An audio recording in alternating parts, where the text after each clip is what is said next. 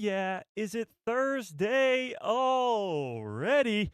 Wait, it's 1 p.m. What are we doing? Oh, okay. We got an early live stream today. We're talking about the sequel trilogy being fixed by the latest and greatest Star Wars project. The Legacy of Vader has just released and gave us some wild stuff between Kylo Ren at the time, or Ben Solo, and Luke Skywalker, fixing major issues that Star Wars fans have had with the sequel trilogy for over 7 years now.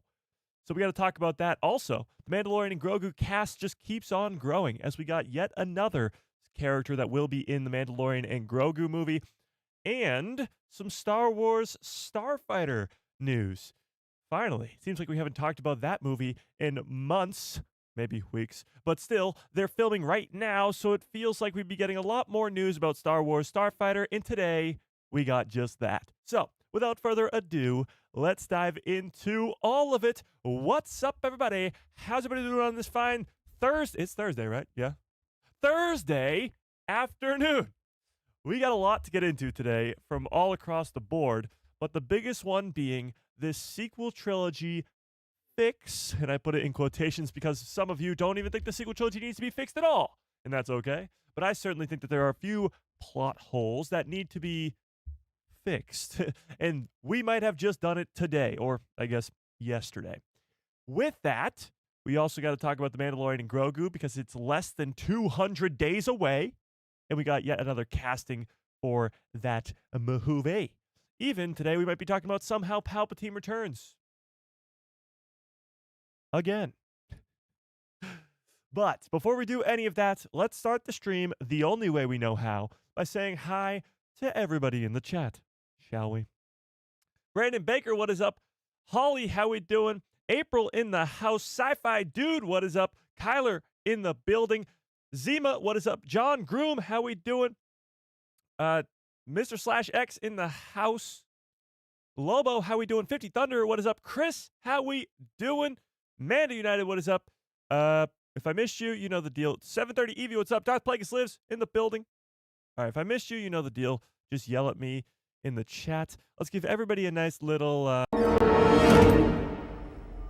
Hello there. General Kenobi.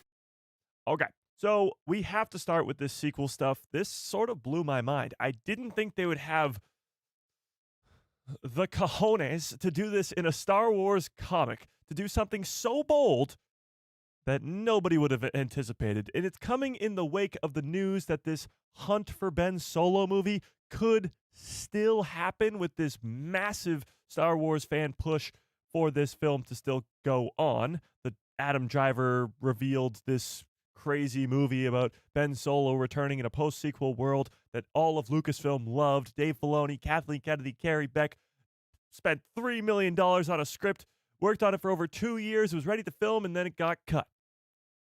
All of this seems to be so connected, it's insane, but let's talk about it. Let's talk about it.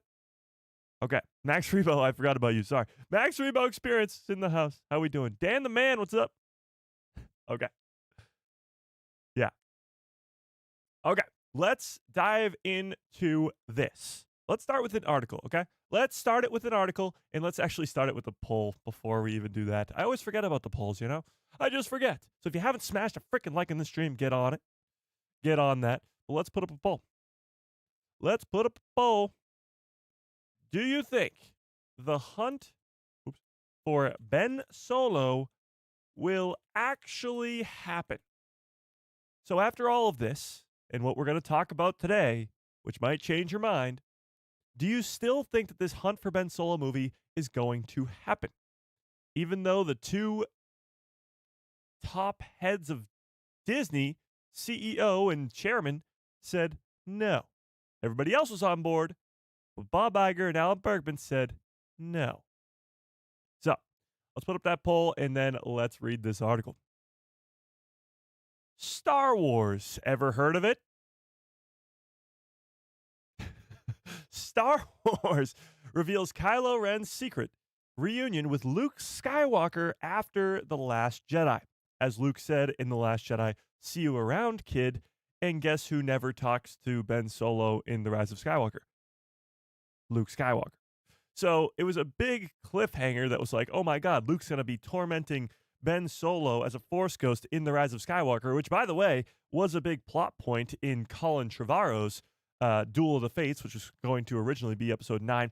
But this see you around, kid line was just sort of thrown to the wayside. It was no longer a plot point in The Rise of Skywalker. So it didn't mean anything until today, until right now, until this very moment. So, Marvel's Star Wars Legacy of Vader series has been busy filling in the year-long gap between the events of The Last Jedi and The Rise of Skywalker. This is not the first time we've brought up this comic run and its ability to fill in mistakes, fill in gaps, fill in plot holes of the sequel trilogy, fix the sequel trilogy. We talked about a couple weeks ago how the last issue of this comic fixed the Knights of Ren, explained where they were during the events of the sequel trilogy, and did it in a very good way that honestly makes sense and makes me already think of the sequels and the Knights of Ren in a better way. Not to mention the fact that Chimere / the Stranger was revealed to be the first ever Knight of Ren, which is just awesome. But I digress. Revealing how Kylo Ren consolidates control over the First Order even as he continues to try and kill the past. Kill it if you have to. Already, the series has revealed fascinating new insights on Ben Solo's history with the Knights of Ren, and in the latest issue, we learn that Ben's fateful battle with Luke Skywalker on Crate isn't the last time these two characters meet. Now, they might meet in the World Between Worlds if we're getting a Hunt for Ben Solo movie, but still, this is an earlier meeting. How does Kylo Ren reunite with his uncle Luke? And what happens when he does?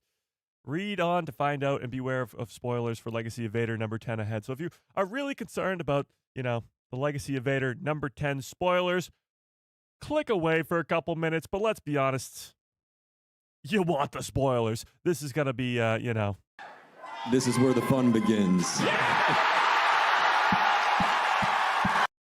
You're not going to want to miss this. Okay, so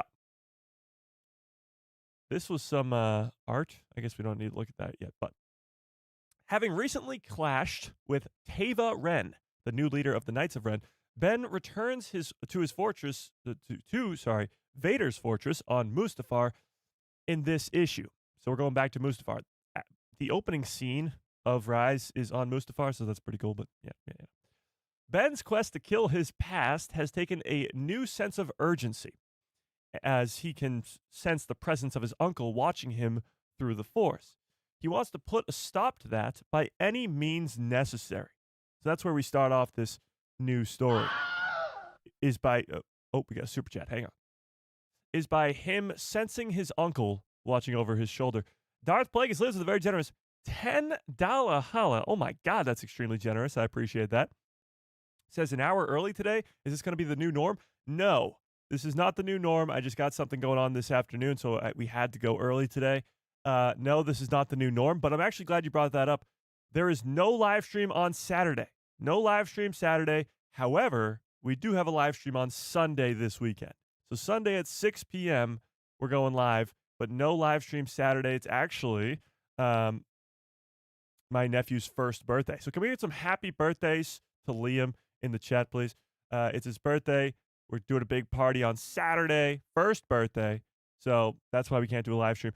It's okay. We'll live. We got the live stream on Sunday. So just beware of that. I appreciate that. I probably would have forgotten to mention it if you didn't send in that super chat, so I appreciate it. And the super chat goes on to say, do you think this actually helps with the chances of THFBS? Oh, the hunt for Ben Solo. Yes, I do. I think what we're talking about today, this stuff with the whole Ben Solo, Luke Skywalker relationship, this will eventually help with that movie to get made. But I appreciate the super chat. I really, really do. But now that I've been so rudely interrupted, God, let's get back to this. Let's get back to this article. Okay. So he senses the presence of his uncle Luke watching over him, and he wants to put a stop to that by any means necessary. So, Vanny, sure, the cybernetically enhanced former servant of Darth Vader, suggests that his new master tried to enter the secret vault at the heart of the fortress Vader. Vanny? Vinay? I don't know. Vanny hints that this vault contains Vader's greatest secret power. But when Ben tries to enter the vault, he only becomes disoriented and emerges through the same door that he entered. And this is a still, or I guess a frame, from this comic. Oh my God. Hang on. Zoom out. This is a still from the comic. As you can see, Ben Solo, Kylo Ren at the time, looking at a bunch of skeletons with some familiar faces here. So you got Darth Vader there, Snoke there. Is that Lando? I can only really tell by the mustache. Lando there. I have no idea who this is. That's Rey. That's Chewie. That's Han. That's Leia. Who is that? I don't know who these two people are. I'm not quite sure. But that's what he's met with when he tries to enter the door. So he becomes disoriented and emerges through the door. In order to placate his angry master, Luke Skywalker, that is, Vanny, guessing that's the name, Vanny instead suggests that Ben take a rest in Vader's Sith meditation chamber. So talk about legacy of Vader. We're really diving deep into Vader's fortress and what Vader was up to in all those Vader comics that we saw for, I don't know, how long did the Vader comics run for? At least 4 or 5 years. So a long time. A long time. No sooner does he begin meditating when Ben, or Kylo, undergoes a disturbing vision. He finds himself in a haunting swamp where the heads of his former friends and family taunt him of his failure. Ben manifests red and blue lightsabers and begins chopping at the heads, only to find himself in a valley outside of the temple. So these are the floating heads, and he starts chopping them to only find himself outside a Jedi temple. However, Ben had managed to travel through the Force to an afterlife where Force ghosts conjugate. Let me reread that. However, Ben has managed to travel through the Force to an afterlife where Force ghosts conjugate. These Force ghosts are none too happy to be paid a visit by someone so infused with the dark side. But it's not long before Luke himself appears to intercede. So this is where the fun begins. This is what we're talking about here. So this is a conversation, the first conversation between Luke and Ben Solo / Kylo Ren after the events of The Last Jedi. And here's how the conversation goes. Luke asks, "Why are you here?" Valid question. To which Ben responds with, "Because you're dead. And I wished I'd done it," because he's not the one who got to kill him. "I would have, but you escaped me." This is still when Ben is in his, angry phase before the rise of Skywalker. "Who did it? Who killed him? I want to find them, hear the story, make them tell me how you suffered." Guess he doesn't know that he used his great, Force abilities to Force project across the entire galaxy and then died doing so. So he goes this: "No one killed me. I sacrificed my life for others in service of something greater. I died for my friends and my family and for the people I don't know all across the galaxy so they could live in peace and light. That's what my life was for." Again, giving a little bit more of a oomph, if you will, to Luke's death. Some people not thinking his death was meaningful enough, just because it was just to save Leia, Finn, Poe, and Rey. But it's this. He didn't just die for his friends and his sister, but he died for everybody in the galaxy to give hope, because that hope eventually turns into, the rise of Skywalker, where they can take down Palpatine, take down Ben Solo / Kylo Ren, and win. Luke Skywalker sacrifices himself so that eventually the good guys can win later down the line. So that makes a lot of sense. Then, Ben knows that his uncle died shortly after their encounter on Crate, but he doesn't know how he died. He demands to know who killed Luke Skywalker, in which Luke responds with what we just read.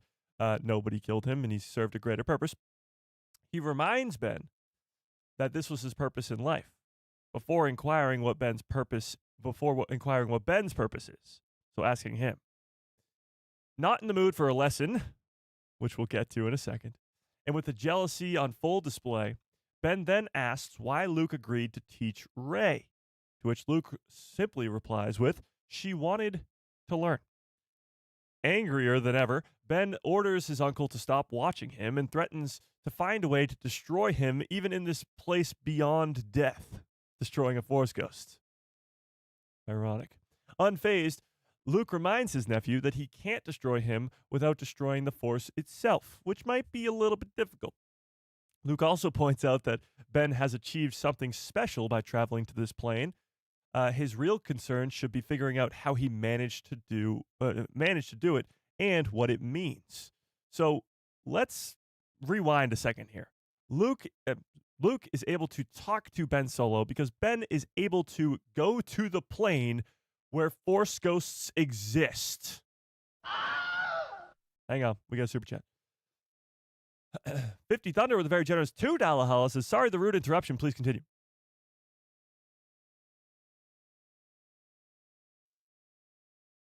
Okay. I appreciate it.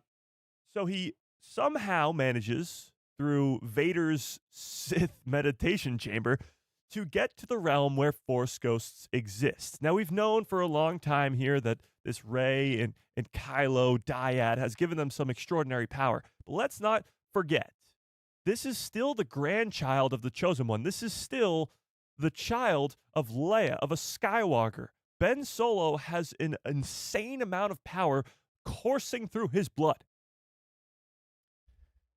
So even without the dyad, which, by the way, we don't really know the true power of, he still is very, very powerful. And Luke is like, hey, forget all this evil stuff for a second here. How did you get here? How did you get to this place that nobody else living should be able to get to? Keep that in mind. And we see here the bacta tank that, the Sith chamber, if you will. And thus ends the reunion between Luke Skywalker and Ben Solo. Ben promptly returns to the swamp, where he is attacked by a vengeful spirit who wishes to remind him of the pain and darkness that drives him. Interesting. Soon after that, Ben emerges from the meditation chamber. I mean, it's so cool because it is called Legacy of Vader, and it's supposed to be like Vader's legacy. But you see this here, and you look at like the scene from Kenobi where Anakin is in the bacta tank too. It's awesome. It's awesome. But soon after, he emerges from the meditation chamber covered in lightsaber wounds. So although this was just a meditation, this wasn't real. He was covered in lightsaber wounds. Vanny helps his master. So I'm guessing this is Vanny right here. Helps his master by placing him inside the same bacta tank where Vader spent many of his pain-filled years and nights, like grandfather, like grandson, as he always wanted to be just like his grandfather. Thanks to this issue, we now know that Ben and Luke at least had one encounter following their final duel on Crate. And there certainly seems to be room for more Luke appearances in this series later down the line, in the Legacy of Vader comics. We also see clearly signs that Ben isn't as consumed by the dark side as he liked everybody to believe, paving a way for his return to the light in The Rise of Skywalker. As some people complain, his transition to Ben Solo is too quick in The Rise of Skywalker. This is adding more to that. It's the same story. It's the same thing over and over again that we get with Anakin in the prequel trilogy. People saying that his turn to the dark side was too quick. Then we get 7 seasons of the Clone Wars, and people are like, okay, maybe it wasn't that quick. As you see this darkness throughout many a years. So we're getting the exact opposite. Instead of seeing Anakin turn to the dark side slowly through the Clone Wars, we're seeing Kylo Ren turn back to the light slowly through this comic series. But perhaps most importantly, this issue teases the mystery of the secret vault in Vader's fortress. What dark power did Vader place there, and how will Kylo Ren access it? Is this the ultimate endgame of the series? Now, that's, I guess, the end of the article. But what honestly has me questioning what's going on here is that he's already at Vader's temple, or Vader's castle, sorry, on Mustafar. And the opening scene of Rise is him killing all the natives, I guess, the natives of Mustafar, the Mustafarians, if you will, to get to that Wayfinder, because Vader's castle is now destroyed. So I think at some point in this comic series, you're going to see Ben Solo absolutely destroy this Vader castle, and we'll see how the Rise of Skywalker's opening scene actually happens. So, with that being said, let's take a step back here. This not only answers the big question of see you around, kid, Luke's last line to Ben Solo on Crate, when yet in Rise of Skywalker, the two never meet again. So we do have at least one confrontation between the two, but I still think this helps drastically with the ability for Ben Solo to come back to life. He has this unknown power that nobody else is capable of doing, entering the Force Ghost realm as a living being. Not the world between worlds. We're talking about something completely different. The plane where Force Ghosts exist. An afterlife. Not the world between worlds, an actual afterlife. He's able to be there. Maybe not physically, but physically enough for Luke to see him. So we have Ben Solo have this insane amount of power, being the grandson of the Chosen One, being the son of Leia, a Skywalker, and a portion of the Force dyad. With that, we see how there's any number of ways Ben Solo can come back from the dead if he truly is dead. His body disappearing makes you think world between worlds.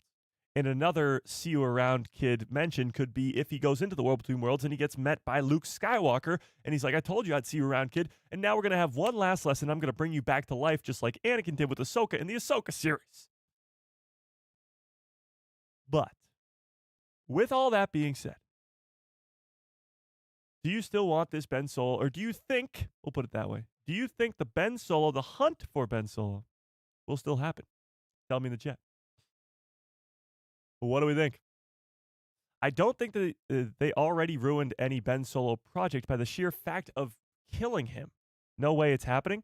No, I don't think that they ruined it by killing him. Not at all. His body disappears. I think that they've set this up for a really long time. I think Dave Filoni has been setting this up since, I don't know, he died in 2019, since 6 years ago. The Ahsoka series is the perfect example. Ahsoka's body disappears when she goes into the world between worlds. That is something that's made very clear because they can't find her body, even though Hera, Carson Teva, Jason Syndulla, Chopper, they're all looking for her. She's not there. Her body disappears, just like Ben Solo's does. And then it only reappears when she chooses to live, after she's gotten this great lesson with Anakin Skywalker. And time does pass. That's a big deal, too. Time passing. Now, Ahsoka doesn't go into the world between worlds and have to, come back to the light. She doesn't go dark side. She's not Kylo Ren, who spent a decade killing countless people across the galaxy. That's not what Ahsoka had to do. She was just worried about making the next Vader, or herself becoming the next Vader, because of Anakin. And the whole lesson was to teach her that that's not the case. She is not Anakin. And that's sort of what that duel was. Now, when it comes to Ben Solo, and remember, time passed, when it comes to Ben Solo, it's going to be a lot longer of a lesson. If him and Luke Skywalker are going down memory lane and seeing all the horrible things that he did as Ben Solo, Ahsoka didn't have any of that. None of it. She's not killing millions of people with Starkiller Base, or just thousands of people with her lightsaber. So Ben is going to have a bit more of a redemption arc in the world between worlds to get him back to life. And again, time passes. So it could be months, could be years until he's actually back to life at the end of the Hunt for Ben Solo movie, if that's indeed what happens. And then Rey could find him on Exegol or anywhere, as the two, again, have that connection through the dyad and the Force. So they're going to bring him back just like somehow Ben Solo returns. Yes, but no. The big issue with The Rise of Skywalker is indeed somehow Palpatine returns. It's not the fact that Palpatine is returning, it's the lack of explanation. Because we haven't had issues with characters returning in the past. Nobody has issue with Darth Maul in the Clone Wars. Nobody. Nobody has an issue with Boba Fett crawling his way out of the Sarlacc pit. Nobody. Because it's told well and explained. Somehow Palpatine returns? It's not an explanation. It's just not. So people have a big issue with that. Because a character like Palpatine, it makes sense that he could return.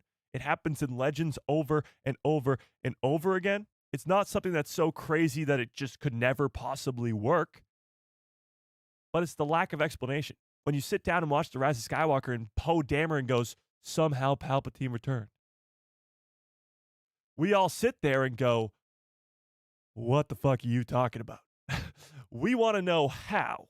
We want to know the specifics. We want to know the Darth Maul. We want to see the hand come up and grab the sand dunes of Tatooine as Boba Fett pulls himself out of the Sarlacc pit. And we don't get that. And that's the issue. Nobody cares that Asajj Ventress comes back to life. Nobody complains about that. Nobody complains about a Maul or a Boba Fett. Nobody cares because it's explained. Somehow Palpatine returns is not explained. So, if you're going to do somehow Ben Solo returns, it better have a gosh darn good explanation. And that's what we're talking about here. That's what they've been setting up for the last 6 years on Disney+. That's what the Bad Batch does. That's what all of this has been doing this whole time, is explaining how he can come back. And it's not that far-fetched. Not only the dyad and the Force, which is just an easy cop-out, but the world between worlds. It's something we just saw 2 years ago on screen happen with Ahsoka. Did anybody care then? No, it was awesome. Everybody loved it. Ahsoka died, kind of. And she got brought back to life by Anakin, disappearing from the physical realm for hours and then coming back. Did anybody care? No, because it was done well. So if you can do it with Ben Solo, by the way, this whole movie, this hunt for Ben Solo, would be 2.5 hours of explaining how he comes back. So there wouldn't be a somehow Ben Solo returns. It would be 2.5 hours of explaining how Ben Solo returns and doing it hopefully in a very good way. I can't sit here and tell you, because I haven't read the script, I can't sit here and tell you that it's going to be amazing and they'll explain it so well. It'll be like Darth Maul's return, because I love me some Darth Maul. I can't sit here and tell you that because I don't know. I can just hope that they learn from their lesson of somehow Palpatine returned and do it. Exactly.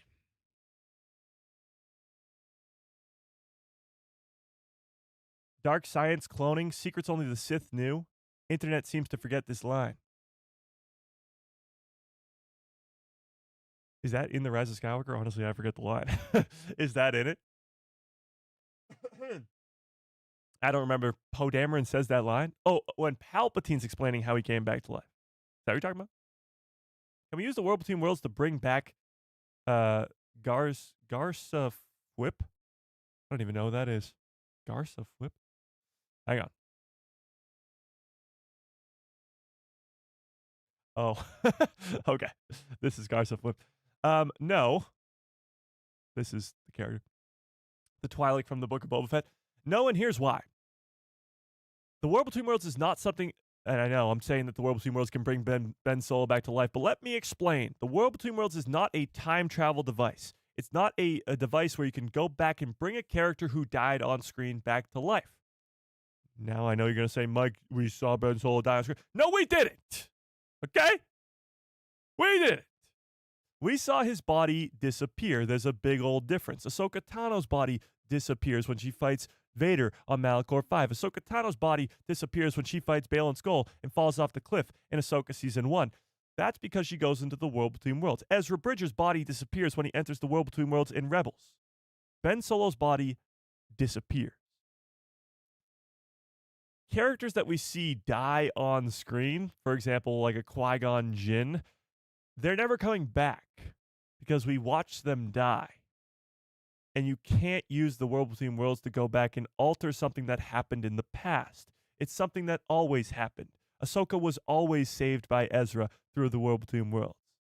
That's something that's just there in the timeline. It's not something that we went back and changed. The world between worlds is going to become the Star Wars multiverse. No. The multiverse doesn't exist in Star Wars. There's only one timeline. And in that timeline, Ahsoka is always saved from her fight versus Vader at Malachor 5. It's not something that went back and got changed. It's not something that was time travel of Ezra going and saving her from the past back to the future. It's something that always happened. She never loses that fight. She's always pulled out. Just like there's no alternate reality where Ahsoka finishes her fall from that cliff versus Baylan Skoll and she dies. There's no reality where that happens. She is always saved by Anakin, always has that world between worlds lesson, and always comes back to life after she chooses to live. It's not a time travel device. It's not a multiverse. It's something that just always happens. A sacred timeline, if you will, yes. Yeah.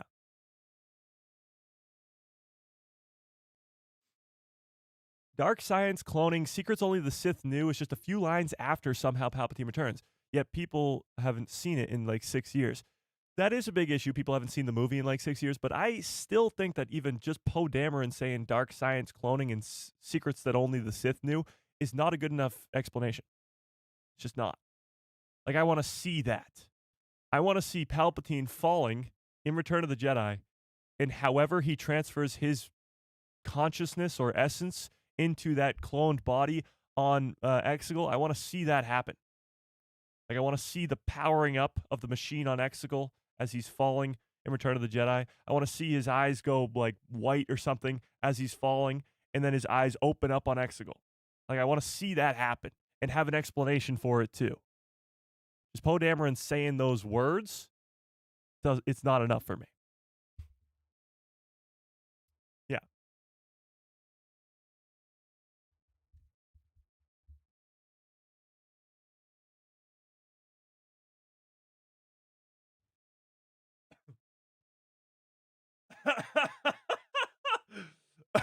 Dan the man says, so the multiverse. Got it. Yeah. Yeah. Multiverse confirmed. Oh my God. Make me choke on water over here. Oh, that was funny.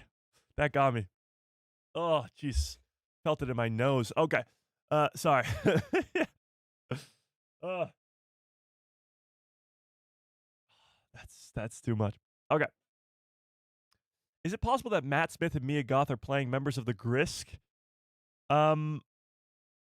Yes, but we'll get to that in a little bit. We'll talk about the Matt Smith stuff in a little bit. Yeah. Let's stick with the Ben Solo thing first. Yeah. So, going back to it, as we got so sidetracked by somehow Palpatine returns. Not only in this latest issue of The Legacy of Vader does Ben Solo have a conversation with Luke, which has been teed up since The Last Jedi, but was never happened in The Rise of Skywalker. He also hangs out in Vader's bacta tank after coming out of a meditation with lightsaber wounds. And he sees floating heads, or I guess heads on spines, of Vader, Snoke, Rey, Chewie, Han, Leia, his friends and family and villains and whatever you want to call them, through this whole sequence, going into the realm where Force Ghosts exists, which we assume nobody's ever done before. And it leads us to believe that Ben Solo is in there a lot more than he thinks, and also leads to how he comes back to the light. I think all of this, even still, is teeing it up. Lucasfilm loved the idea. Kathleen Kennedy, Dave Filoni were completely on board with the hunt for Ben Solo for multiple years. And in those multiple years, a ton of content was made. Ahsoka Season 2, The Acolyte, establishing the first ever Knight of Ren, which connects to Kylo, and giving us the World Between Worlds, which is a perfect explanation for how Ben Solo can return in a hunt for Ben Solo. And not only that, but be redeemed. because he did kill thousands and thousands and thousands, if not millions, of people in his time as Kylo Ren. And he needs to be redeemed for that. You can't just come back and be like, I'm good now. No, you still killed millions of people. Like, you got to, redeem yourself for that. I don't know how. That's why I'm not writing the movie, but you got to be able to do that. So, very, very, very, very cool stuff going on here. Very cool. Yeah. Palpatine had also said in Rise that the dark side of the Force leads to many abilities some consider to be unnatural. He also said that in Revenge of the Sith. True. True.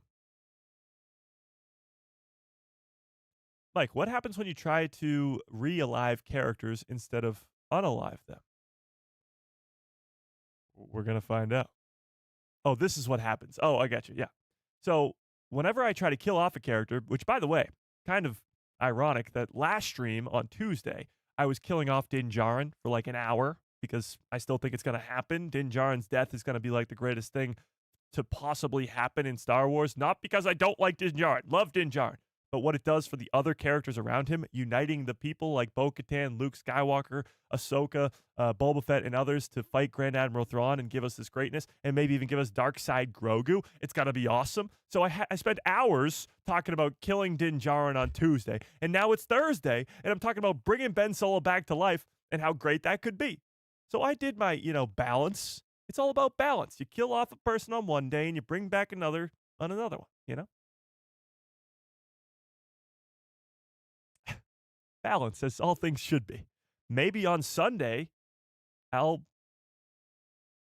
know, kill another person. I'll keep people alive. They don't have to die. They can stay alive. So we got the conversation with Luke and this crazy, image here. But it just proves yet again that just comics, books, animated series, live action series, anything and everything can help to fix the sequel trilogy. For many of you, you don't think it needs fixing. For some of you, you're like, yeah, it needs a whole lot of fixing. And for others, you might be like, there's no fixing it. Retcon that shit. But for those people, I say, let's see it with an open mind. I think this comic run has already fixed the Knights of Ren for me, personally. It also fixed that see you around kid line with this. But it also could be pointing towards a hunt for Ben Solo and a return of that character. Mike, did Vader's body disappear and Luke set fire to his empty suit? Yes. Wait, what? I'm confused by the question. We see Vader die. That's the difference. Vader dies in Return of the Jedi, and we watch that happen. It's not like Vader can come back from the dead, even through the World Between Worlds. I'm going to watch the sequels this weekend and see if they grow on me. It's been years since I watched them. That's a good thing to do. I mean, that's what I do with a lot of the shows. Like, I go back and watch, for example, I recently did the Book of Boba Fett, and I found myself enjoying it a lot more than I remembered.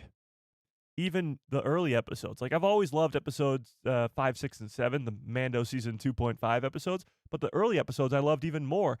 Maybe it's because there's no constant ringing in my ear of this show sucks, Boba Fett, Beta Fett, that stuff. Maybe. But yeah, I mean, usually in your head, you just think about the bad and you don't remember all the great stuff that happened too. Same thing with Mando season 3. And actually, I'm finding the same thing with the first 2 seasons of the Bad Batch. Me and Sam are on the Bad Batch right now in our journey to get to the Mandalorian before the Mandalorian and Grogu comes out. But we're on the Bad Batch and we're in season 2 now. And I've always said that season 1 and 2 are not that great, but season 3 is a masterpiece. Season 1 and 2 are a lot better than I remember them being. A lot better. Especially that first season. So, yeah. Always should be going back and rewatching stuff to refresh and remember. Actually, shout out to this weekend. On Sunday at 6 p.m., we will be watching The Force Awakens. A rewatch party, a 10-year anniversary watch party of The Force Awakens, and I can't wait. The Force Awakens has always been one of my favorites anyway, even though it's a sequel movie. Ooh. Yeah. Yeah. B-Man, what's up? How we doing? Yeah, I saw you on the stream last night. I appreciate you. Yeah. Mike talking about death and balance. He is the son of Thanos? Incorrect. I can neither confirm nor deny your statement. However, yeah.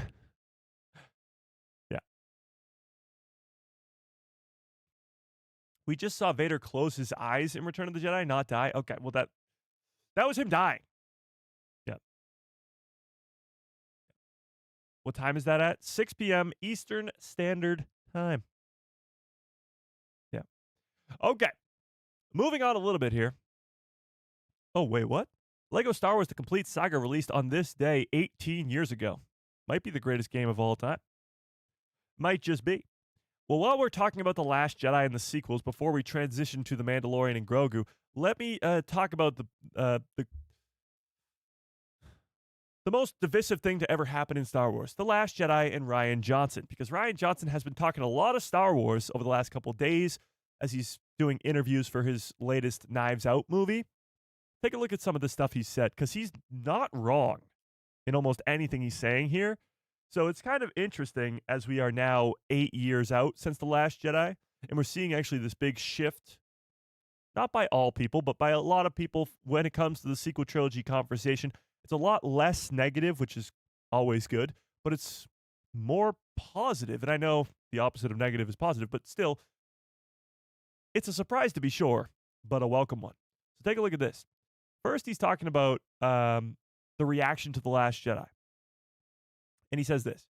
Rian Johnson says the divisive fan reaction to The Last Jedi is not the reason his Star Wars trilogy has yet to be made. So a little bit of an update on the so-called Rian Johnson Star Wars trilogy that we were promised all those years ago. As he says this. No, not at all. In fact, it's the reason that I wanted to is the divisiveness of The Last Jedi's reaction. He wants to do a trilogy because of it. My overall experience with putting that movie out and what you're talking about with the fans' feedback. I mean, first of all, I'm a lifelong Star Wars fan, so I know the deal. I know Star Wars fans are passionate about that stuff. We love that stuff, we love the stuff that we love. We hate the stuff that we hate, and we fight about it. And that's been happening since the original trilogy. I mean, he's not wrong. We talk about this all the time.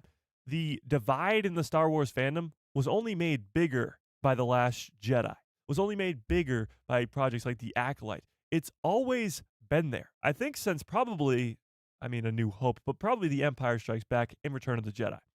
Specifically, the big one being Ewoks. If you were a kid, if you were young enough, Ewoks are like cute little teddy bears. They're fun. They're cool. They're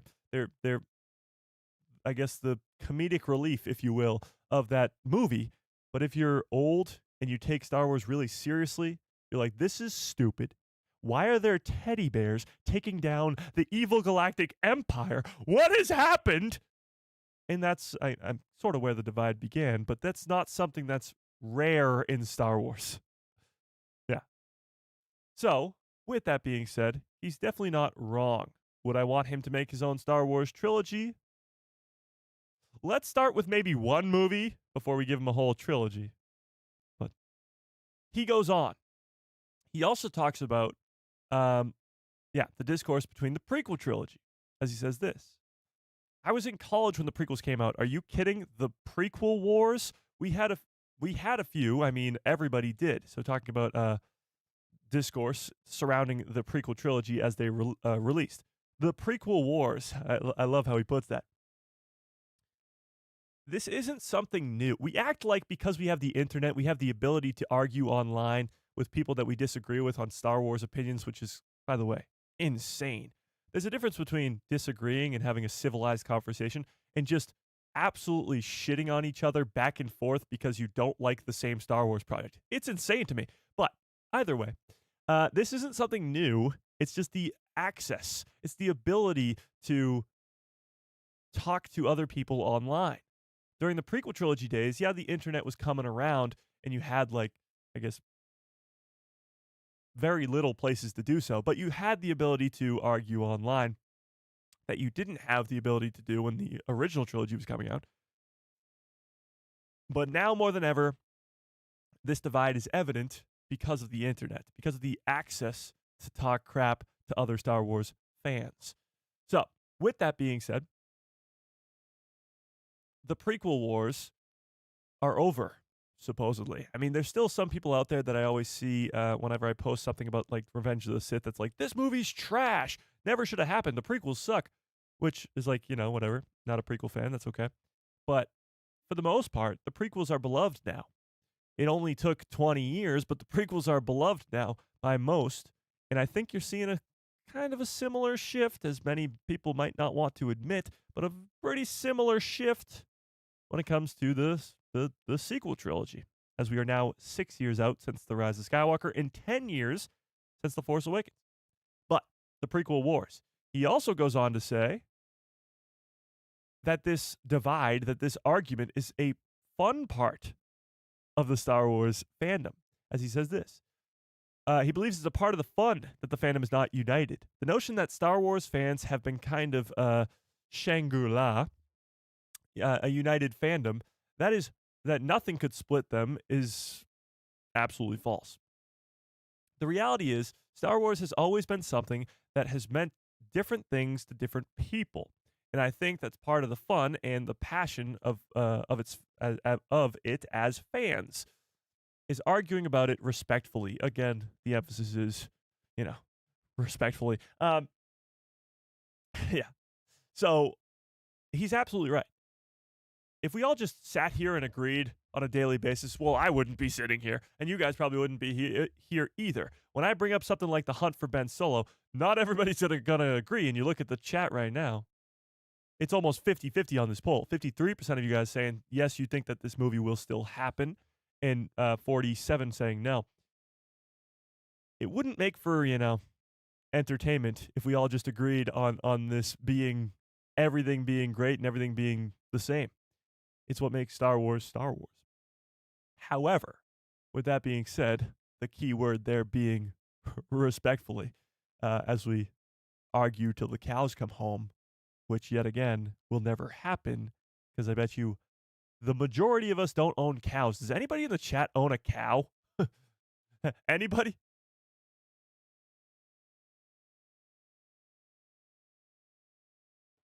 Anybody? Okay. But with that being said, as a kid, I never knew that there was all the hate for the Ewoks. I never learned that this hate of them until the internet came along. Yeah, the internet has, awoken some pretty evil things, if you will. Yeah. I used to own a sheep. Well, okay. Sure. Yeah, I guess so. Does having the Clone Wars a fake war reveal that George thinks a lot of wars are fabricated? Oh, you mean like Palpatine manipulating the war? I mean, I don't know. I doubt it. Okay. So there was that. The Rian Johnson talking about The Last Jedi and Star Wars in general. So while we were on the topic of the sequel trilogy, I thought I'd bring that up. This was another image from that Vader Legacy Vader, comic. This is the Force Ghost realm that he enters, and you can see all these different Force Ghosts there at the entrance of some sort of Jedi temple. Pretty wild. Okay. Oops. Well, let's move on here to The Mandalorian and Grogu. Mandalorian and Grogu just got some pretty cool leaks. Another cast member being revealed. Because we know so little about The Mandalorian and Grogu, every little thing we get is so important. Like, we know so little of the cast.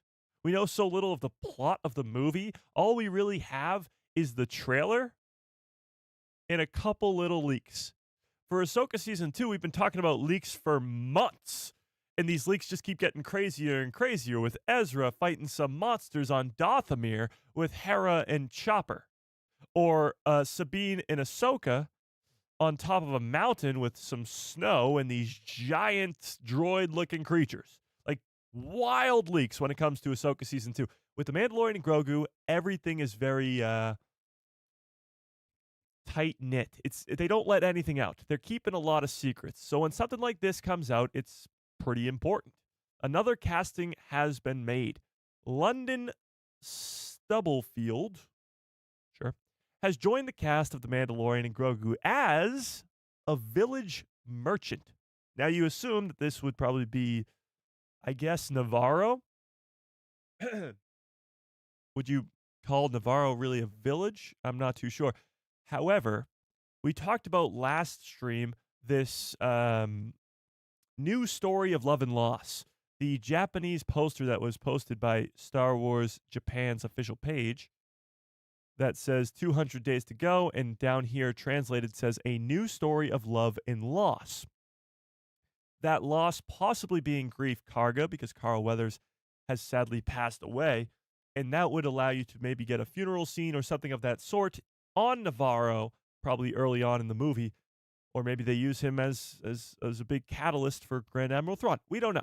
But either way, his character will likely die, and that will give us a Navarro sequence, and that would entail a village merchant to be around and give you this character that London is playing. Now, I had to look up who this London Stubblefield, was, to no avail. I have never heard of him. I've never seen him in anything. He's in a couple things, but they're pretty small shows, and he's in a few episodes of certain shows. Never really heard of him. This is what he looks like. Not much to go off of there. I mean, looks like a pretty normal dude. Village merchant. He could be an alien for all we know. In the movie, he might not even look like this. But we're up to, it says 7 cast members now. 7. That's it. For the next Star Wars movie, we know about 7 characters that will be in it. And those 7 are kind of important, but not really. For example, Din Djarin and Grogu. Whoa, they're in their own movie? Shocker. That's already almost a third of the characters that we know about. So, Din Djarin, Grogu, Sigourney Weaver, if you will, playing Colonel Ward, who's only on set for a couple days, so she's going to have a pretty small role. Jeremy Allen White is voicing Rada the Hutt, which is pretty wild. London Stubblefield, who's going to be playing a village merchant, and 2, 6 and 7, Shadow Council members. 2 Shadow Council members. So that's important because, well, Mando Season 3 established the Shadow Council and how important they will be when Thrawn comes back, and how united the remnant of the Empire is, even though we didn't know it at the time. So 2 Shadow Council members being in the movie are by far the most important casting that we have. And the fact that Jeremy Allen White confirmed that Stinky the Hutt is going to play a big role in this movie. But that's it. Of this entire big blockbuster Star Wars film, the next Star Wars movie to come out, the first Star Wars movie in 7 years. We only know 7 cast members, and we're less than 200 days away from the movie's release. And one of the cast members is a village merchant, which, unless this village merchant becomes a very important piece to the puzzle, not that important. So yeah, the very little information that we get about the Mandalorian and Grogu is very, very important because it's stuff like this where we only know 7 members of the cast. Pretty wild. Yeah. So it's hard to theorize. It's hard to make these, predictions when it comes to the Mandalorian and Grogu because all we have to work off of is the trailer. That's pretty much it. So when a poster from the official Star Wars Japanese page posts something about love and loss, it ends up with me on an hour-long rant about how Din Djarin's going to die in The Mandalorian and Grogu because it just makes sense.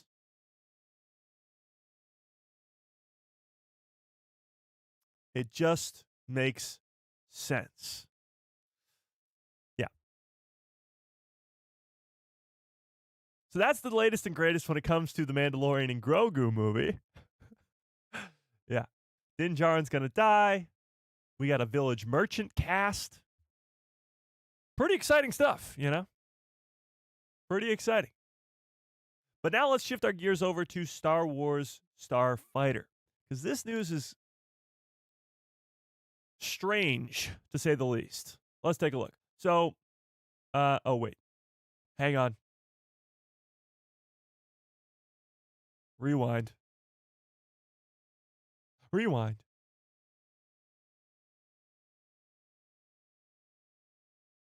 Oh, okay. Okay. Let's quickly, going back to the Mandalorian and Grogu, let's quickly read this article. I forgot I had this article up. I forgot about it. So before we go to the Starfighter news, let's read this first. The Mandalorian and Grogu adds London and Hemke? Sure. To the cast. So we talked about this. He's going to be playing a village merchant. The actor appeared in Freakier Friday. Did not see that. The Morning Show. Have not seen that. And his mostly uncredited roles.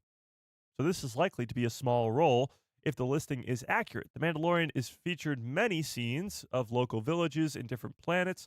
So we expect to see him in a colorful market full of colorful characters. Try saying that 10 times fast. And then Hemke Madeira, sure, on the other hand, will be a familiar face. He played an Imperial warlord as a member of the Shadow Council, which met with Moff Gideon to discuss their plans for the Empire towards the end of Season 3 of The Mandalorian. Nearly a year ago, it was reported that Johnny Cohen would be reprising his role as a member of the Shadow Council, and I am inclined to believe that this may be true, and we may possibly be getting an appearance from other members of the Shadow Council, such as Brendel Hux and Thrawn's right-hand man, Gilad Pelion. I did not know that was his first name. Gilead? The Gilead? Pelion. Captain Pelion. So having Pelion be in there would be awesome. Having Hux in there would be great. But we know confirmed at least 2 Shadow Council members will be in The Mandalorian and Grogu. So where there's 2, there may be more. The Mandalorian and Grogu trailer sees Din Djarin and Grogu take out some AT-ATs, remnant of the Empire, on a snowy planet. So it could be that the members of the Shadow Council has been sent to take them out. Or maybe we'll get another holographic boardroom meeting with the Imperials grumbling about the new Beskar-clad thorn in their side, which would be Din Djarin. So 2 Shadow Council members and now a village merchant. Kind of sidetracked, but still on topic here of The Mandalorian. The last night on Star Wars Jedi Chat podcast, shout out to them over there, we had a great discussion about all this stuff, but I pulled up the Star Wars galaxy map and I noticed something very interesting. So we've talked about time and time before on this map how close these 2 planets are, At-Aten and Dathomir. They are almost right next to each other, which is very important because At-Aten is where all those credits are, and Grand Admiral Thrawn is on Dathomir. But I found something pretty dang interesting. 2 planets that are actually even closer together, if you scroll down here, right here, boom, are Hoth and Bespin. They're almost right on top of each other, right here. Now, why is this interesting for the Mandalorian and Grogu movie? I'm glad you asked. Great question, chat. Holy crap, you guys are on top of things today. This is an incredible question from you.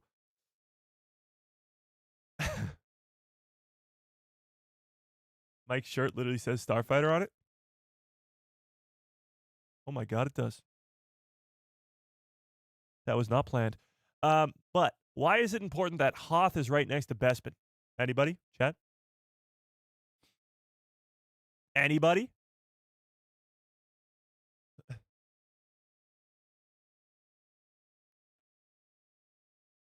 Vegas Jedi, what's up? How we doing? Makes sense because the Falcon's hyperdrive was down. True. That is, I guess, the reason why they go from... Actually, they coming from Hoth in that? That is the reason why they end up on Bespin. True. I don't know. Okay, fine.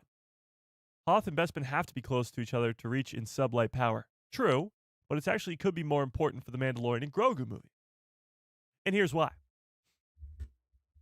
Hoth was the first sort of theory when it came to the Mandalorian and Grogu when we saw this snowy planet with ATs on it. The Empire does take the rebel base on Hoth. That's the opening scene of Empire Strikes Back. So it would make sense that this is still an Imperial outpost. It's an Outer Rim planet, and the New Republic wouldn't want anything to do with it.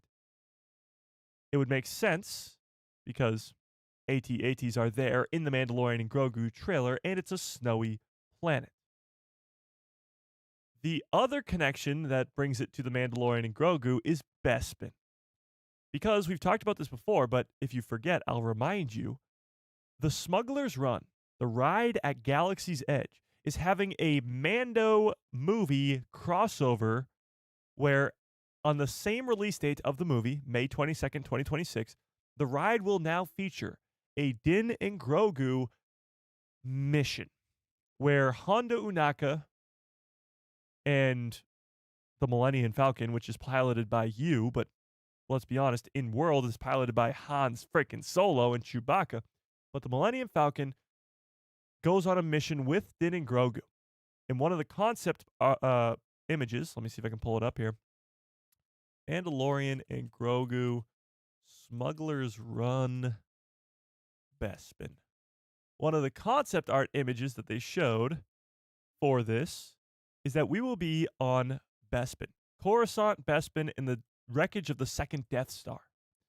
And as you can see here, TIE fighters. This looks like Moff Gideon's somewhat Star Destroyer, but smaller there. But you can't help but notice that this is Bespin, that this is the Razor Crest that we assume Din Djarin and Grogu are in, maybe Zebarelius too, and the Millennium Falcon.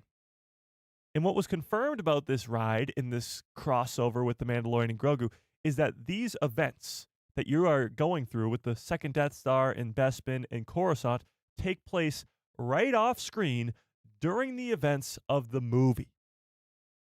Meaning, the Millennium Falcon could be in this movie, meaning Bespin could be in this movie, meaning Coruscant could be in the wreckage of the second Death Star could be in this movie. Because Din and Grogu are right there. So the fact that there's a snowy planet with AT walkers on it that fans could assume to be Hoth, and you put that side by side with the fact that Hoth and Bespin are right next to each other on the map, and we are going to Bespin on the Smuggler's Run ride, which is right off screen of the Mandalorian and Grogu movie with the Millennium Falcon, could mean that we are getting not only Hoth in this Mandalorian and Grogu movie, but also the return of Cloud City, which would be awesome.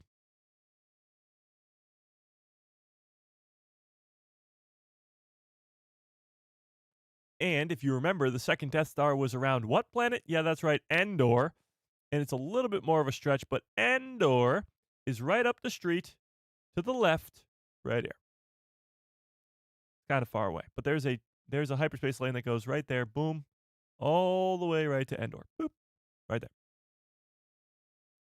There's only one hyperspace jump from Coruscant, right here. If you follow the hyperspace lanes, Coruscant here, come on 3, take Route 3 down to, around the Rona sector. You stay on Route 3 until you see the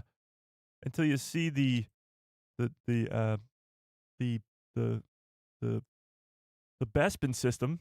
You take a left into the Hoth system, and you find an AT-AT walker in a military Imperial base. Then you go for a little ride with the Millennium Falcon to Cloud City, and then you hitch your way back up onto Route 3, take a left onto I-90 South. You take a right onto that other road, and you go down Main Street straight to Endor, where the second Death Star remains are. And that's the plot of The Mandalorian and Grogu. We figured it out. We did it. We did it. Okay, but in all seriousness, there is a connection there. The fact that we see that snowy planet with the Imperial remnant present there could be Hoth. And the fact that this canon Smuggler's Run ride, which is right along the side of the events of the movie, has you going to Bespin, could mean that shows up in the movie as well, with a very heavy, heavy Imperial remnant presence there on Bespin. So we could be pulling at straws that are just absolutely not true, but there is a connection there. This is confirmed knowledge that we have from Lucasfilm themselves.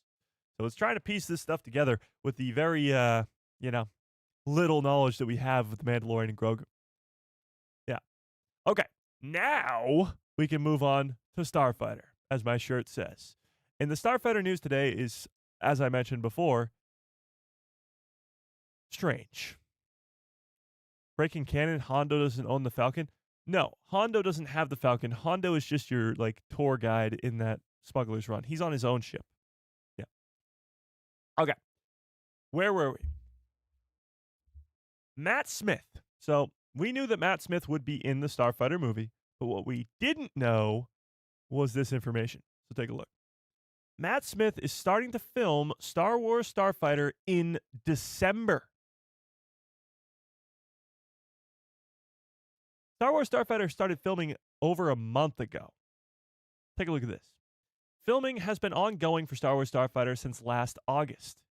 And yet, Matt Smith, who was announced as one of the main members of the film, cast members, a main villain even, has still not shot a frame of footage on the set of the movie. Moreover, he will not step in front of a camera, until next month. So they will have been filming for over 2 months before Matt Smith, supposedly one of the main villains of the movie, steps on set. Actress Genevieve Gaunt, recently sat down with Paul Smith's Mayfair Boutique in London for a laid-back conversation with Matt Smith, which was filmed and posted on YouTube. One of the topics that came up was that of costumes, and while Matt Smith was describing what it was like to step into a costume as an actor, he brought up the test process for the costume he will be wearing for his next job, Star Wars Starfighter. As he said this, "I'm going through the process now for this job I'm about to do. We are going through the process of trying to find the costume, and sometimes, you don't know if you love that costume until you've worn it for a couple of days. I'm about to do Star Wars in December, and we are trying to develop a look for that," confirming that he will not be there until December. This is weird. This is very strange. He was marketed sort of as a main villain, or at least one of the main villains of the film. We know that Mia Goth has been on set, so is it possible that Mia Goth's villain character is actually the main one, or a underling, a servant, or whatever you want to call it, of Matt Smith's character, and we don't meet the big bad, whoever Matt Smith is playing, until later on in the film. Maybe his presence is felt, maybe he's mentioned, but we don't see him until later. For example, Vader and Palpatine. Palpatine doesn't show up until, he's in Empire as a hologram, but he doesn't show up until Return of the Jedi. So Vader is your main villain, but Palpatine's a way bigger villain. So what if Mia Goth is your main villain for Star Wars Starfighter, but Matt Smith is your bigger villain, possibly being set up to be the main villain of the post-sequel world, being the villain of the Rey movie, the Simon Kinberg trilogy, and maybe, if we're lucky, the Hunt for Ben Solo. We don't know who he's playing yet.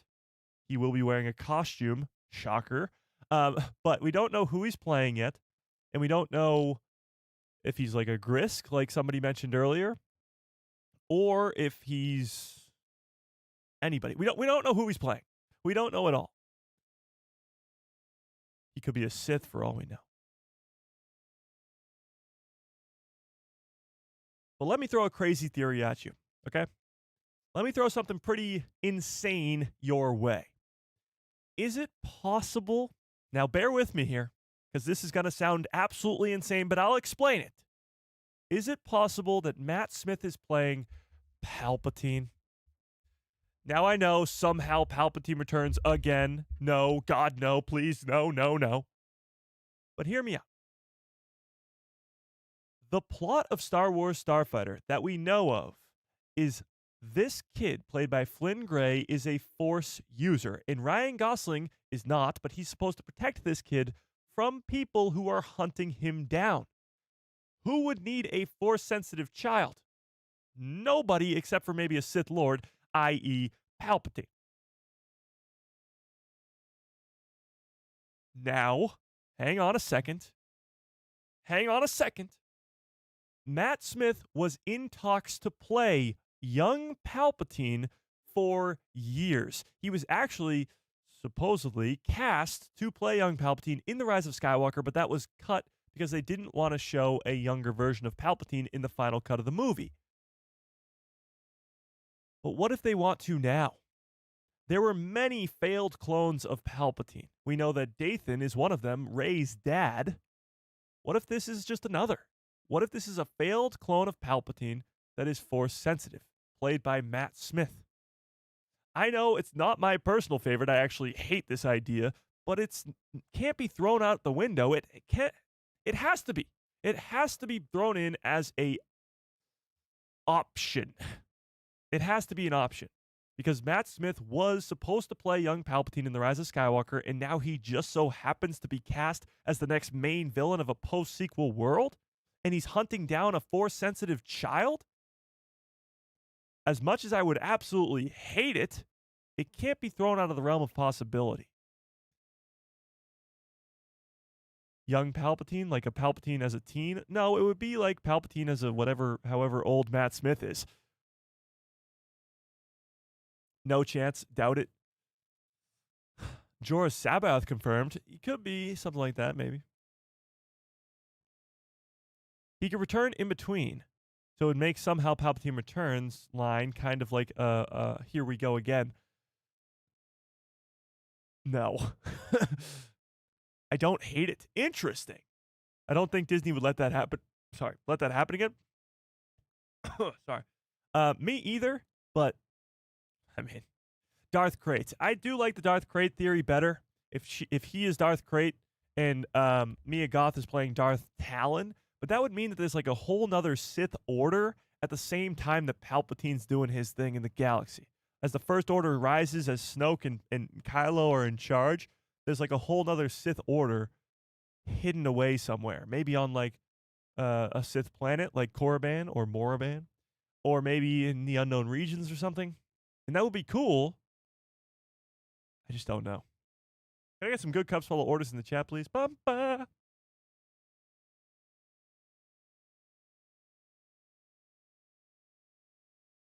Yeah. I mean, don't put hate out into the universe. I mean, yeah, but it would just be disappointing, I think, if they got all that backlash for somehow Palpatine Returns, and then the next project they were like, "Nah, we're gonna double down. We're gonna give you even more of who was going to play young Palpatine, Matt Smith." You know, I don't think that's the greatest plan. Yeah. With the 30 years in between Return of the Jedi and The Force Awakens, it could have happened. Mara Jade and Luke having a son, and multiple Palpatine clones, etc. Yes, when we look at Starfighter, it's supposed to be this unconnected thing. It's not connected, it's new story, it's new characters. But then they throw in details like Amy Adams, the legendary Amy Adams, is playing a Jedi, a former Jedi. And her son, played by Finn Gray, is Force sensitive. So is that our canon version of Mara Jade? Because she was once a Jedi at Luke's Jedi Temple. She's way too young to be a survivor of Order 66. And is this kid then Luke's child? Because that's heavily connected to what came before. It's not a standalone movie, or it could be standalone, but it's not a unconnected story. So, I don't know. I really hope it's not a failed clone of Palpatine. I really hope we're not going to see Matt Smith play young Palpatine. I mean, I'd like that before the prequels, like an actual young Palpatine, but not post-sequels. Gosling's last name will be Skywalker? No, definitely not. Ryan Gosling, of all the characters, will be unconnected. He'll be a brand new character, for sure. Snoke and Kylo were never in charge. The First Order was a faction group people didn't believe existed, essentially. Starkiller Base assault on the galaxy was the First Order announcing their arrival. Yes and no. People in the galaxy knew of the First Order and knew that their power was rising. But yes, the Starkiller Base, the events of The Force Awakens, were them taking over the whole galaxy. It was their Order 66 type event where Palpatine takes over the whole galaxy. And for at least, I don't know, a year and a half, 2 years, they ruled the galaxy. At least Snoke did for a little bit until Kylo kills him. And then Kylo does for a little bit too. Their reign did not last. Not like Palpatine's did, at least. Yeah.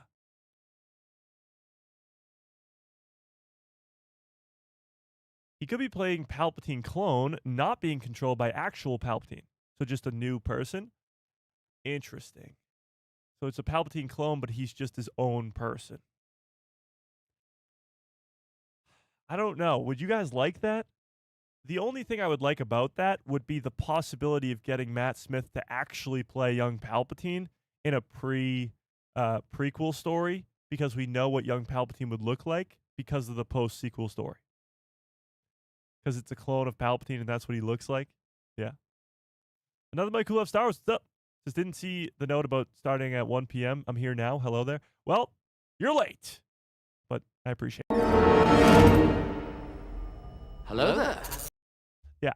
So, honestly, I certainly hope that that's not the case, but it is the crazy theory that came to my mind first. That Matt Smith was cast to play young Palpatine, and now he's not on the set until December of Starfighter. The only logical explanation is that his villain is the top tier guy, and they're just talking about him, so he's not really in the movie all that much, and Mia Goth is sort of the main villain, but a underling of Matt Smith's character. He didn't add much else about the movie, so let's continue. Though the rumor is that he will be playing a military general in the picture. So he's the high up guy. From the sounds of things, a military general does make me think Grisk, which would be really cool. But what about Chiss? Like making the Chiss Ascendancy feel like the bad guys? I don't know. Probably not. But the Grisk would be great because the Grisk have been set up for so many years, and it would allow you to connect to possibly the Mandoverse if you're going to go down that route with Grand Admiral Thrawn as the heir to the Empire. But military general would be cool. From the sounds of it, he looks like the main antagonist, i.e. the characters our heroes will be facing off against the most. Will be the character played by Mia Goth instead. However, the extent of Smith's character is still unknown. So the fact that he wasn't on set for the first 3 months of principal photography is a bit of a tell. Because, yeah, this movie's going to be a lot of setup. It's going to be Ryan Gosling's character getting to know him. It's going to be how he comes to contact with this Flynn Gray character and why he agrees to take care of him. This Force-sensitive child who's being hunted down. And establishing our villains. Establishing who's hunting him down and why they are doing so. And maybe that's Mia Goth. And then eventually, come later on in the movie, that's when Matt Smith's character appears. The wrap date for Skeleton Crew. Oh, my brain is fried. The wrap date for Starfighter has not been announced, but there are rumors circulating online taken from an unofficial production listing saying that cameras will stop rolling in December, which sounds way too short. Only September to December? That's only 3 months. But we are taking this with a giant grain of salt for now, especially since it would mean a much faster turnaround than past Star Wars projects. Go no further, The Mandalorian and Grogu started filming late June of 2024 and wrapped 5 months later at the end of November and early December. So June to December, not September to December. So I assume that Starfighter, if it stays on a similar track as The Mandalorian and Grogu did, it will go until like February at least.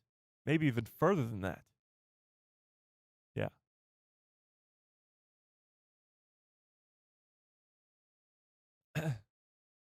Mike, you should show everybody the cool edit of Kylo Ren that I sent to your DMs. We want the hunt for Ben Solo. Okay, maybe a little bit. Yeah. The Rise of Skywalker started filming in August of 2018, and wrapped in February. Yeah, so I think this is the similar, like September to maybe March would be where I'm at. But of course, this always is specific to the production details, scheduling the director, travel arrangements, etc. Starfighter is scheduled to release on May 28th of 2027. directed by Sean Levy, written by Jonathan Trooper, and starring Ryan Gosling, Flynn Gray, Mia Goth, Matt Smith, Amy Adams, Aaron Pierre, Simon Bird, Jameel Westman, and Daniel Ings. Pretty loaded cast. So that's the latest and greatest. The main villain, supposedly, of this movie, played by Matt Smith, will not be on set for the first 3 months of photography. Strange. Very strange. But tell me in the chat, who do we think he is playing? What do we think? Who do we think he's playing? What do we think the bad guys of Star Wars Starfighter are going to be? Will they be so bold to bring in the Grisk into live action, I guess, because they are technically already in canon? Would it be a Sith adjacent cult like the Knights of Ren? Could it be another Sith order that was growing up after Palpatine had died? Could it be Darth Krayt and Darth Talon? Why are they hunting down this Force-sensitive child? December arrival is a non-issue for me. Actors show up on set to film based on their availability. Matt Smith is in demand. The dude probably was finishing another project, and that's why he's been delayed. That's probably a big reason as to why, but he might not have the big role that we think he's going to in this movie. He might be set up to be the main villain of a post-sequel world, but he might not be the main villain or an important enough villain in Starfighter to need all that time to film. Yeah.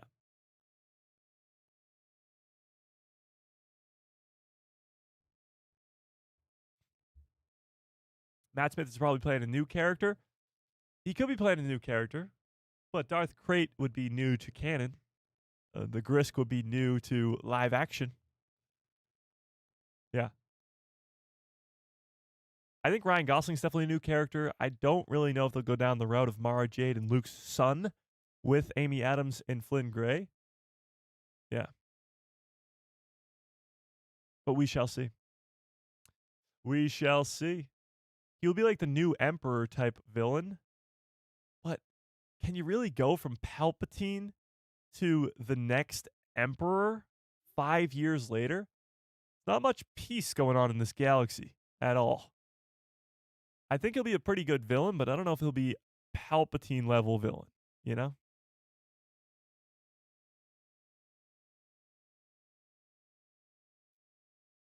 Okay. So I really don't know. Only time will tell, I suppose. Oh, I saw this that I wanted to show you guys.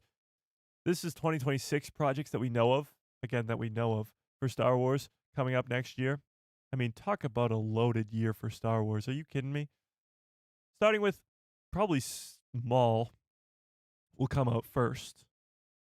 But Maul, Mandalorian and Grogu, Ahsoka Season 2, The Ninth Jedi, which is a spinoff of Star Wars Visions, and Zero Company, which is a video game.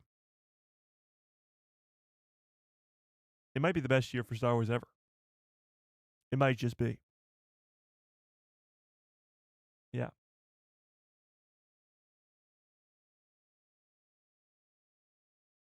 It might just be. Okay. I do have something very fun for us to do real quick. As we have seen before, we do all these lists. And I got 2 lists here for you today.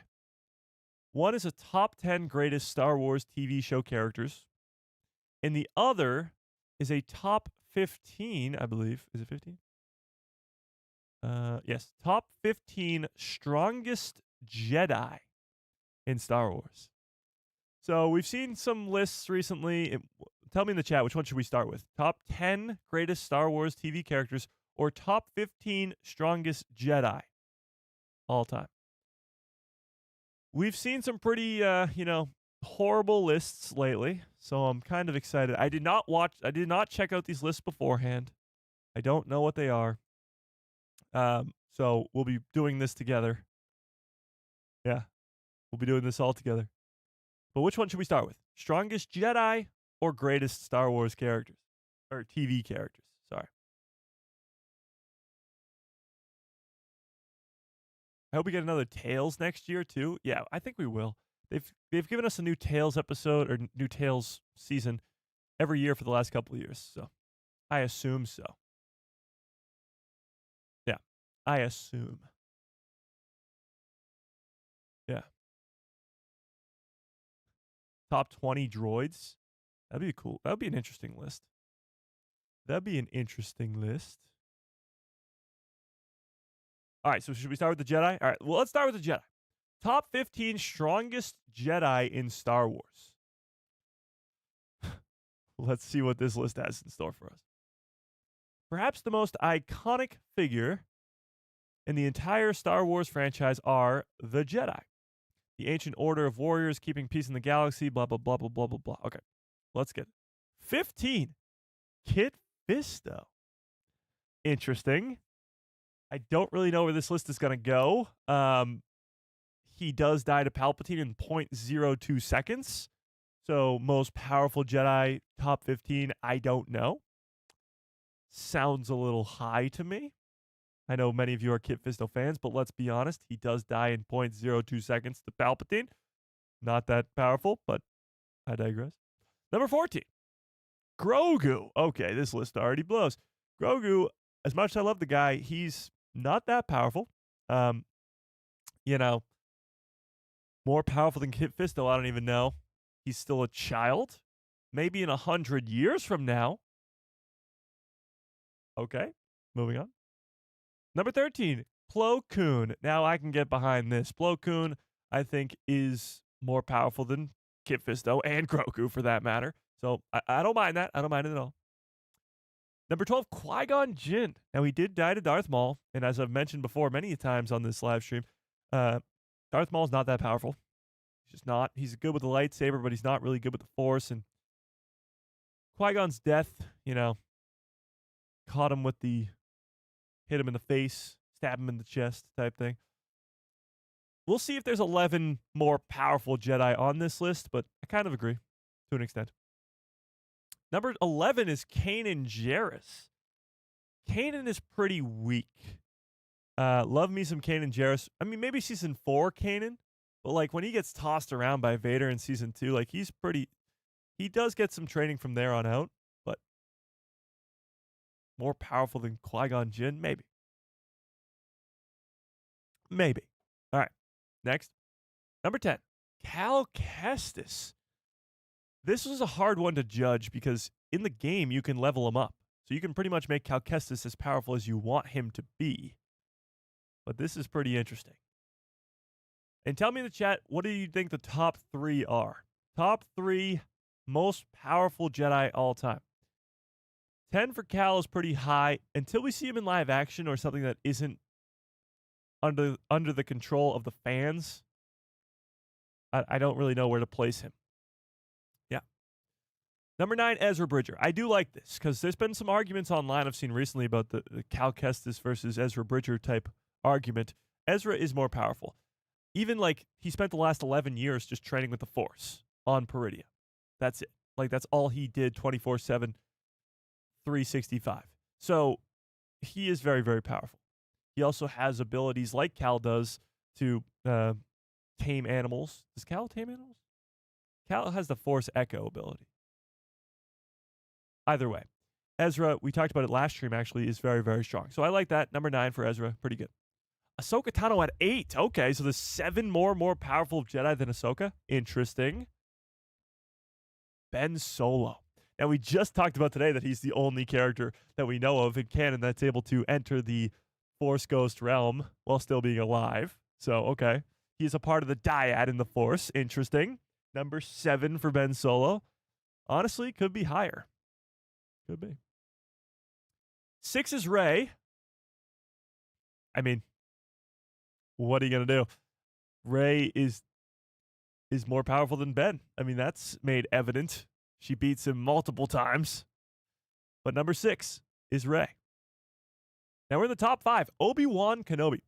Obi-Wan is not the most powerful, so I like that he's at number 5. But you put him in a one-on-one where he needs to win.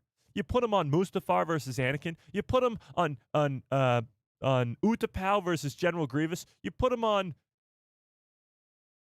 the Naboo versus Darth Maul where he has to win. He needs to win. He's going to win. He just wins. That's all he does. All he does is win, win, win, no matter what. So number 5 is pretty good. He's not that powerful, but number 5 is where he should be. Now, number 4. What are we doing? Are we serious?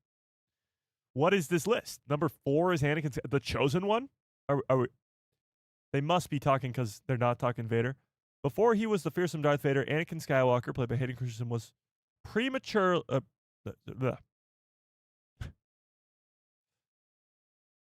Not the word that I was looking for there. They must be talking about that, not Vader times.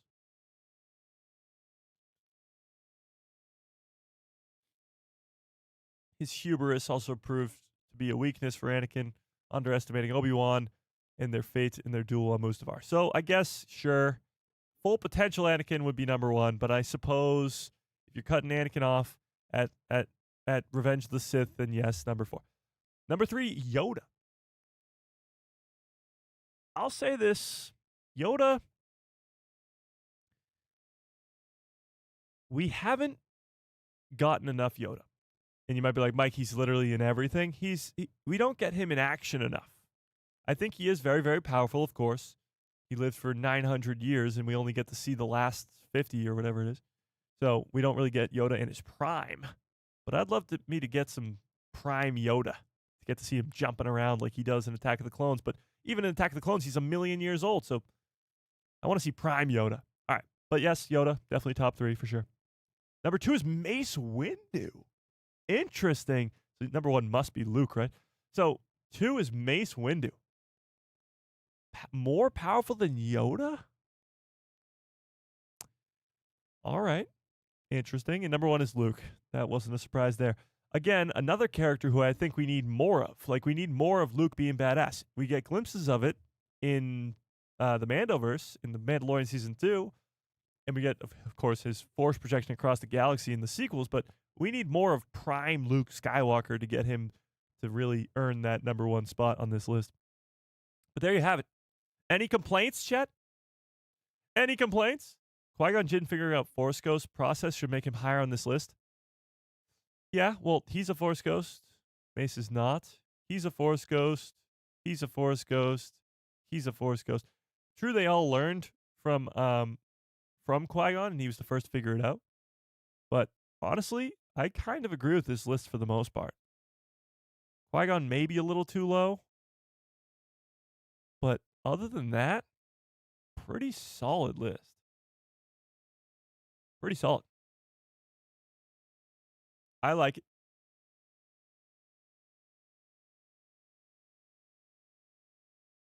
Rey should be number 1. All right, next list. All right, let's go to the next list. Hang on, before we do, I got one of my favorite chats of the day. This guy is such a Disney shill. Nice. Actually thinks that The Mandalorian and Grogu will make $1 billion. I actually think The Mandalorian and Grogu will make $1 billion. But the crazier statement that I said, and I will say again, is that it will make 2. $2 billion. I think it'll take a lot to get to 2 billion, but $1 billion easily. Yeah. So if that makes me a Disney shill, where do I sign? Having been called a shill because I like Star Wars so much is through the years has been great, you know. What are you going to do?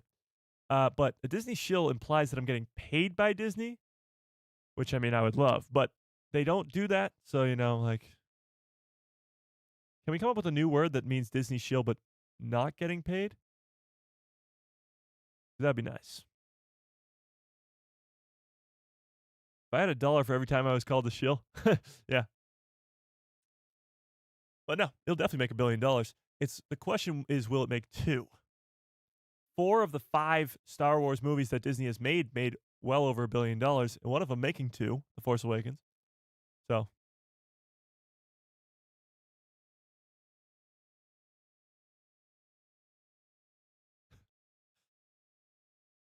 Okay, next list is we got the top 10 greatest Star Wars TV show characters.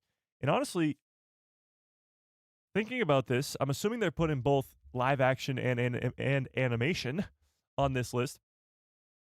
I see Luthen's face right there, and Luthen better be pretty high because he's awesome.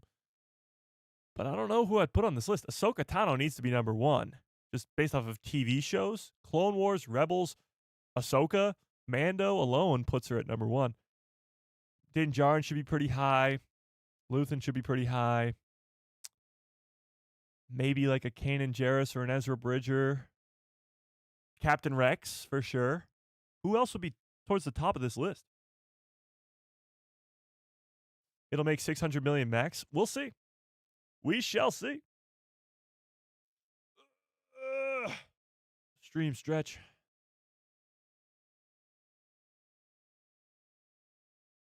Crosshair should be pretty high. I mean, Crosshair maybe towards the bottom half of top 10.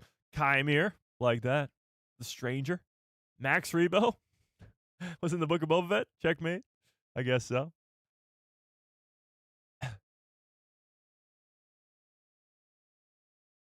I think many are way underestimating this movie. Oh, 100%. I mean, The Mandalorian is their biggest Disney Plus show, and it's not even close.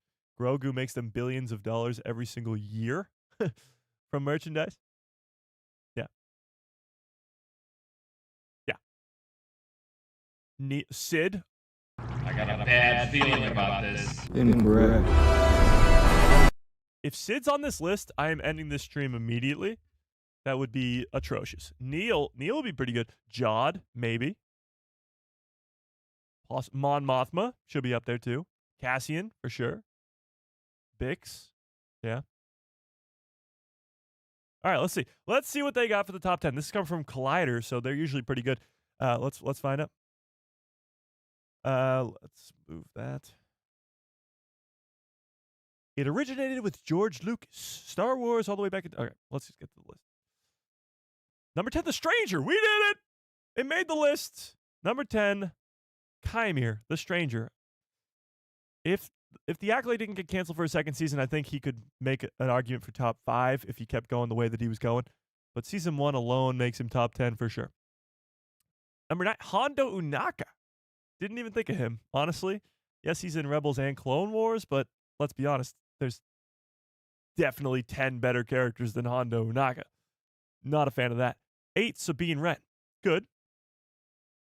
There better be other Rebels people on here because she is like the maybe 4th best Rebels character. So unless this is all a list of Rebels characters, Hondo gets his love. Yeah, but he's not a top 10. What are we talking about here? Number 7, Din Djarin. Pretty low. Pretty low for Din. I think, at least. Din Djarin at number 7. Interesting. Number 6 is Crosshair. Again, I think this is a little high for Crosshair. I'm watching Bad Batch right now, and the Bad Batch is great. But to say that there's only 5 Star Wars characters in TV shows that are better than Crosshair is crazy. Yeah. Number 5, top 5, General Grievous. I guess they put the Tarkovsky Clone Wars in there. He's in the Clone Wars, but barely. Again, we're talking top 5 Star Wars characters in the TV shows all time. Grievous is not top 5. Grievous is not top 5. All right, number 4, Cad Bane. Now this I can get behind. Not only does he have a live-action appearance in the Book of Boba Fett, but him in Clone Wars and in the Bad Batch and in Tales, he's the best bounty hunter out there. He's the best. He's the GOAT when it comes to bounty hunters. So I like this. Maybe not at 4. 4 still seems pretty high, but still I like that pick. Number 3, Hera Syndulla. What are we doing here? We got 2 Rebels crew on this list. Sabine and Hera. If Ezra and Kanan aren't number 1 and 2, which they shouldn't be, what are we doing? Like, no, this is no. No. Love me some Hera. She's in the Bad Batch too, so she's got that, I guess, longevity thing going on here, but no. No. Now I'm really like, who the hell is 1 and 2 going to be? I have no idea. We haven't seen Ahsoka or Rex yet. We haven't seen Ezra or Grogu or Cassian or Luthen or Mon Mothma yet. Like, what are we doing? We're running out of spots here. Number 2.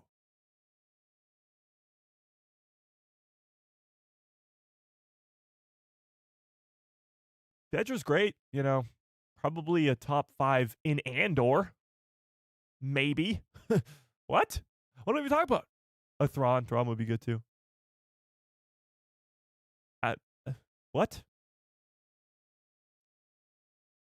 I gotta know who number 1 is. Let's see. Luthen. Okay. Luthen's valid. Luthen is valid. He's definitely the best character in Andor, in my personal opinion. I like that. But Dedra's not even in top 5 one in Andor specifically. So that's pretty crazy. This is wild. This I can get behind. But not having Grogu on this list at all. Not having Ahsoka or Captain Rex. Ahsoka Tano, the character who spans the most across television in Star Wars. And Captain Rex. That's a bad list.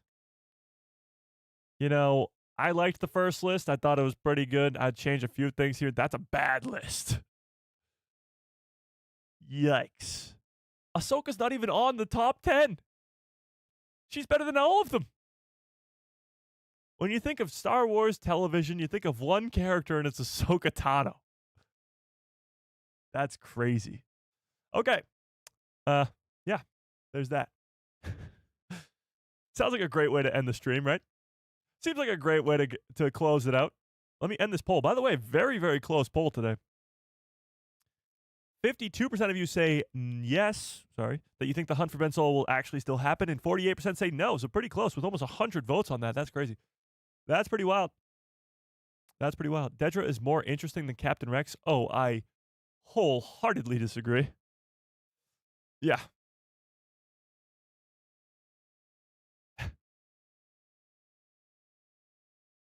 Yeah. Maybe make your own list next time, Mike? Maybe I will. Maybe I shall. I'll give it some thought, but Ahsoka's number 1. Like, that's not even debatable in my mind. Oh, don't forget about the Kylo Ren video. Yeah, let's watch this Kylo Ren video real quick. Oh, and I think maybe. Hang on. Let's see. Let me see.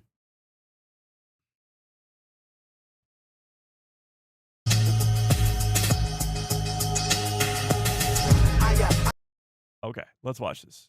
I don't know if we'll get copy struck for this audio, but we're gonna take it for the team anyway because of the music. But some of those edits are crazy. Like they fit perfectly right there. That's crazy. There was another one I wanted to watch. I think I saved it. Hang on, let me see. Let me see. I thought I saved it somewhere. Guess not. Oh.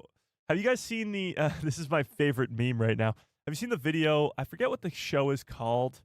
It's an animated show. I forget what it's called. Whatever. But the meme that's going around is the guy. He pulls him behind the door and he goes, "Alan, we are so fucked." You know what I'm talking about? You know that noise. So I don't know what it's from. I forget the animated show that it's from. But it's really, really funny. And this is genius.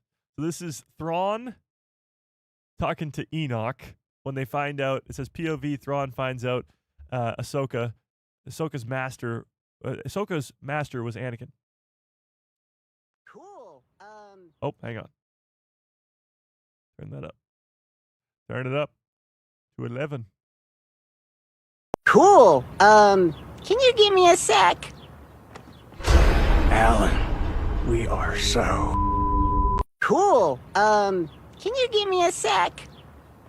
Alan, we are so... Cool. It's so good. Okay. Sorry. Got a little distracted. Oh, and talk about costume of the year.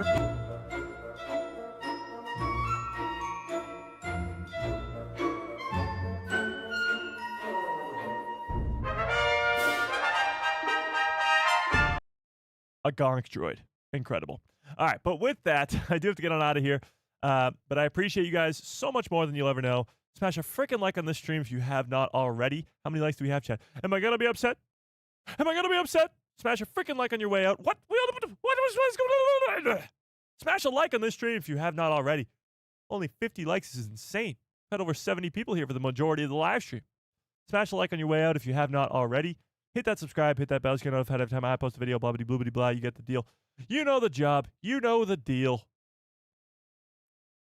So no live stream on Saturday, but live stream on Sunday. So watch out for that. Watch out for a short later on today, and we'll go from there. I'm working on something really, really cool behind the scenes, so just wait for that. Okay, but until next time, may the Force be with you. Always.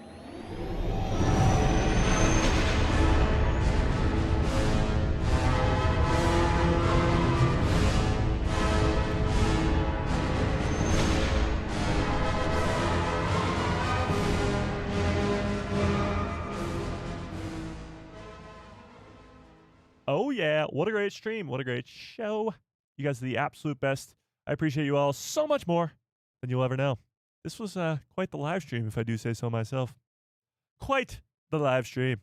Talking about this whole Ben Solo stuff, the sequels, and how they can be, quote-unquote, fixed. Mandalorian and Grogu getting even more great, I guess, castings, news, if you will.